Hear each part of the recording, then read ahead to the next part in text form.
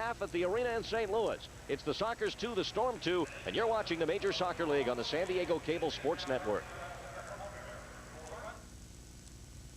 It's halftime between the new San Diego Sockers, and of course there are so many new players in San Diego this season. Of course, we haven't ever really had a chance to talk about your background beyond when you started playing college soccer in North Carolina. You're originally from Nigeria. How did you move from Nigeria and end up in North Carolina?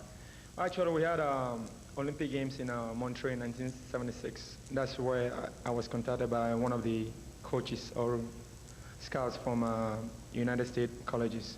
So I had my chance to choose one, and I chose Appalachian State University in North Carolina. That's why I ended up here. Now, do you still have family over in Nigeria? Do you go back over there? Yeah, I have my whole family there.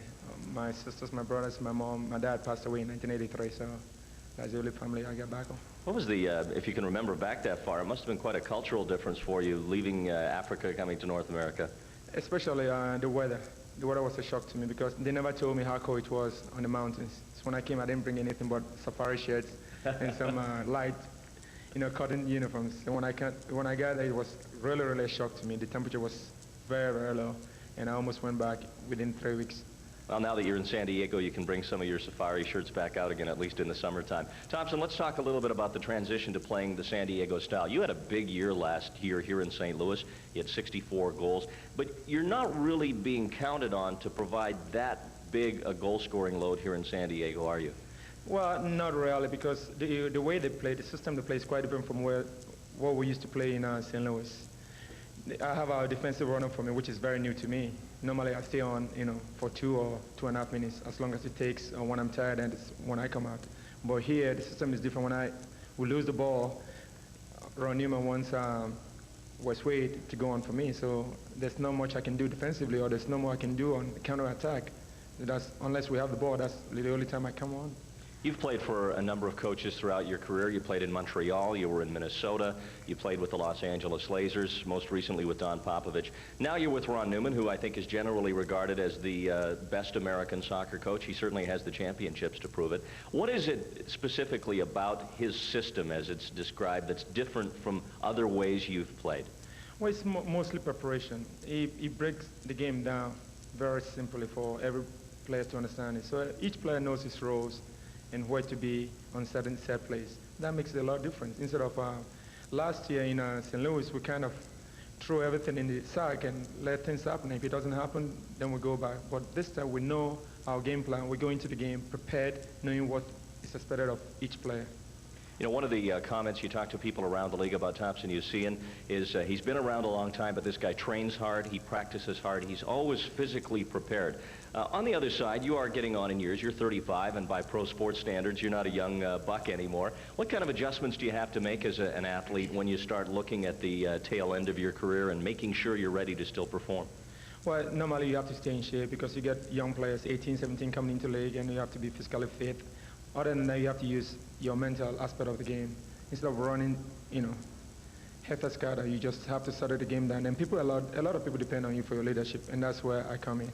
Seems to me discipline and that style of play has always been your style, so it seems like you're transitioning into your final 5 or 6 years as a soccer player pretty well. We hope it lasts that long. I know San Diego fans enjoy watching you, and you're going to see many good things from you in the future. And best of luck, and thanks for being with us. Thank you very much, Randy. Thompson Usiyan of the San Diego Sockers. It's halftime here at the St. Louis Arena, and we'll be back with more here on the San Diego Cable Sports Network in a moment. Cleveland, who everybody thought would be a major contender this year, on the bottom at 1-4, and Wichita, who many picked to finish last, on the top. The Wings off to a tremendous start at 5-1. Dale Irvine and Chico Borja playing outstanding soccer. And look at Dallas. Only recently they suffered their second loss. They're off to a remarkable beginning as well. Sockers in St. Louis even up coming into tonight's play at 3-3. Then it's Tacoma and Baltimore struggling uncharacteristically at 2-4, although last year the Blast did miss the playoffs. And then Cleveland 3.5 games out. Looking at the leading scorers, Dale Irvine of Wichita, and that tells part of the story about what's going on with the Wings. Look at those points, 21 already. And of course the Sockers will face Wichita tomorrow. Preki now with 17 points as he picked up a couple more tonight. Tattoo Right behind him, Dominic Mobilio had the big game against the Sockers. 11 goals for Dominic already. Then Chico Borja, the other half of the big offensive combination in Wichita, with 14 points on the season. Kevin Smith, comfortable now in his role again as a playmaker in Dallas, now that he's got Goossens and Tattoo there. And Bronco Segota with his 7th goal of the season tonight, creeping into that top half dozen with 13 points on 7 goals and 6 assists. As far as the leading goalkeepers go, heading into tonight's action, Victor Nogueira at 3-3 with a 4.81 goals against average. Of course, he finished on top last year and was named not only the league's best goalkeeper, but MVP. Joe Papaleo of Dallas right behind him. Mike Dowler in Tacoma only percentage points behind. Then it's Chris Pete and Slobo Ilievsky at 5.72 at the bottom of the list, as the 42-year-old goalkeeper has tonight off, with Jim Gorsuch playing in goal for the St. Louis Storm.